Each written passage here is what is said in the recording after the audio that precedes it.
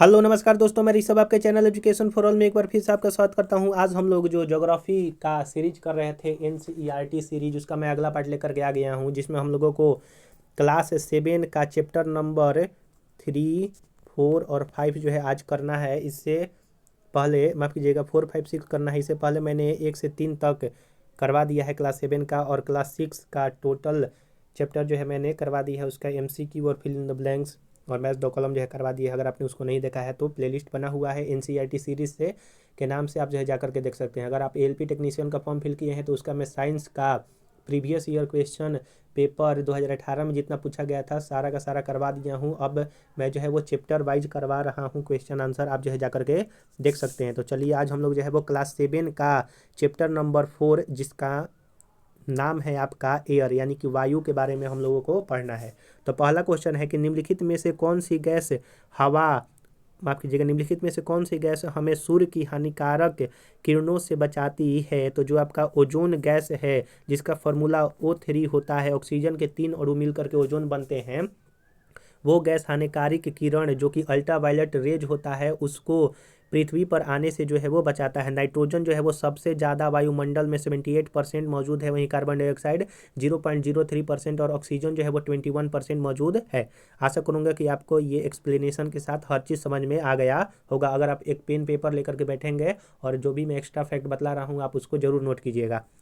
अगला क्वेश्चन है कि वायुमंडल की सबसे महत्वपूर्ण परत कौन सी है। तो वायुमंडल की सबसे महत्वपूर्ण परत जो है आपका क्षोभ मंडल है, क्योंकि इसी में जो है वो मौसमी घटनाएं, जितनी वर्षा होने की घटना होती है वो सारे के सारे क्षोभ मंडल में ही पाई जाती है। समताप मंडल में ओजोन परत पाया जाता है। बाह्य मंडल जो है वो सबसे लास्ट वाला मंडल जो है वो कहा जाता है। और एक जो है आयोनिक आयोनिक आयोनोस्फेयर होता है, आयोनिक मंडल, जिसमें जो आयोनिक किरणें होते हैं वो परावर्तित होकर के आते हैं, जिसके से जो है वो सैटेलाइट या फिर जो रेडियो वेव वगैरह होता है, टेलीविज़न, वो सारा जो है आयोनिक स्फीयर से ही चलता है। अगला है ग नंबर कि वायुमंडल की निम्न परतों में से कौन सी बादल विहीन है, यानी कि इनमें से कौन सा है जो कि बादल विहीन है। तो समताप मंडल में जो है वो बादल जो है वो नहीं पाए जाते हैं, और समताप मंडल में ही ओजोन परत और आपके समताप मंडल में ही आपके जितने भी एरोप्लेन वगैरह है वो उड़ते हैं। अगला है कि वायुमंडल की परतों में जब हम ऊपर जाते हैं तब वायु दाब क्या होता है, बढ़ता है, घटता है या फिर समान रहता है। तो जब हम लोग ऊपर जाते हैं वायुमंडल में तो उसका जो दाब है आपका वो घटते जाता है। तो ऑप्शन नंबर बी जो है वो सही आंसर हो जाएगा। अगला है कि जब वृष्ट तरल रूप में पृथ्वी पर आती है तो उसे हम कहते हैं, यानी कि जब वृष्ट तरल रूप में पृथ्वी पर आती है तो उसको हम लोग जो है वो वर्षा कहते हैं। हिम जो है वो आपके पहाड़ों पर जब बर्फ जम जाता है तो हिम जो है वो बदलता है, और बादल जो है वो गैसों का जो है वो गोला होता है। अगला है आपका कि मैच द फॉलोइंग करना है। तो जो आपका व्यापारिक पवने हैं वो आपके अस्थाई पवन कहलाते हैं, यानी कि जो व्यापारिक पवने हैं अस्थाई पवन कहलाते हैं। पहला का 5 नंबर हो जाएगा। जो लू होता है वो आपका स्थानीय पवन है, जो कि गर्मियों के दिन में जो है वो भारत में बहता है। मानसून मानसून जो है वो मौसमी पवन का उदाहरण है। तो पहला का 5, दूसरा का 6 और तीसरा का आपका 2 नंबर हो जाएगा। और पवन जो है वो पवन की जो क्षैतिज गति होती है उसको जो है वो पवन कहा जाता है। तो हम लोगों ने यहाँ पर क्लास 7 का चैप्टर नंबर 4 कंप्लीट कर दिया, जो कि एयर जो है वो इस लेसन का नाम है हवा। अगला हम लोग जो है वो लेसन करते हैं। अगला लेसन जो है वो आपका वाटर जो है वो लेसन का नाम है, यानी कि जल।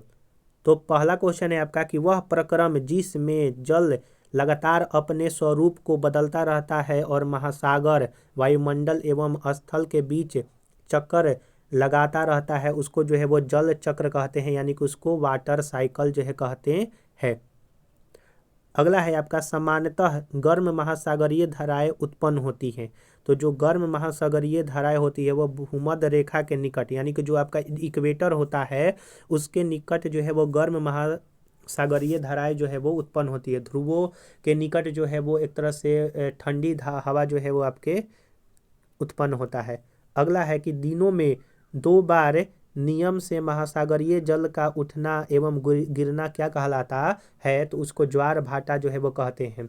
यानी कि दिनों में 2 बार नियम से महासागरीय जल का उठना और गिरना जो है वो ज्वार भाटा कहलाता है। आशा करूंगा कि आपको ये चीज़ें जो है वो समझ में आ रही होगी। अगर आपको ये वीडियो अच्छा लग रहा होगा तो वीडियो को लाइक कीजिएगा, अपने दोस्तों में शेयर कीजिएगा, और अभी तक चैनल को सब्सक्राइब नहीं किए हैं तो मैं आपसे निवेदन करता हूँ कि चैनल को भी सब्सक्राइब कर दिया कीजिए। चलिए हम लोग जो है वो मैच द फॉलोइंग करते हैं। पहला है कैस्पियन सागर। तो कैस्पियन सागर जो है वो सबसे विशालतम झील है, यानी कि दुनिया का सबसे बड़ा झील जो है वो कैस्पियन सागर है। ज्वार भाटा जो है वो जल में आवधिक चढ़ाव और उतार को ज्वार भाटा कहते हैं। हम लोगों ने यहाँ पर देखा कि जो उठना और गिरना होता है वह ज्वार भाटा होता है। तीसरा है सुनामी। तो सुनामी जो है वो तीव्र भूकंपीय तरंग को जो है वो सुनामी कहा जाता है। और घ नंबर है कि महासागरीय धाराएं। तो निश्चित मार्ग में प्रवाहित होने वाली जल धाराएं को महासागरीय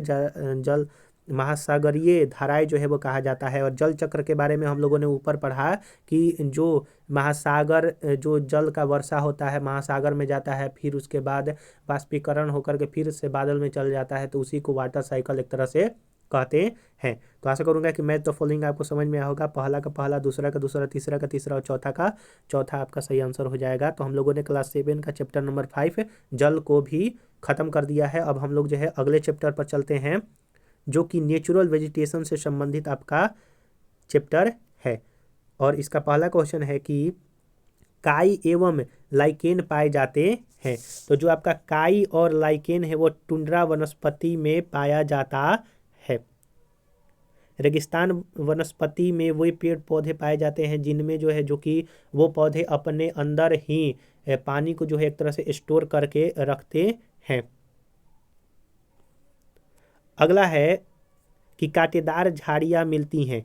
तो जो आपके कांटेदार झाड़ियाँ होती है वो गर्म एवं शुष्क और रेगिस्तानी जलवायु में जो है वो कांटेदार झाड़ियाँ मिलती है।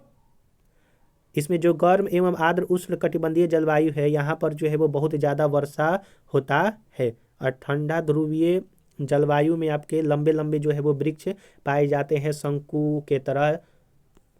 अगला है आपका ग नंबर की उष्ण कटिबंधीय सदाबहार वन का एक सामान्य जानवर कौन सा है। तो बंदर जो है वो आपका उष्ण कटिबंधीय सदाबहार वन का एक सामान्य जानवर है।